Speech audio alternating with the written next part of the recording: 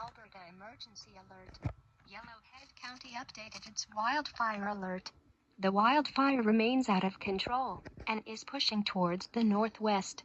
The evacuation order is expanded to include 1 mile west of Highway 32 and north to the McLeod River. 23rd Avenue. One in the new evacuation zone must evacuate. Gather important documents, medication, pets and supplies to be away for 3 days. The evacuation route west on Highway 748. Evacuees can call 1-833-334-4630. Call 911 for emergencies.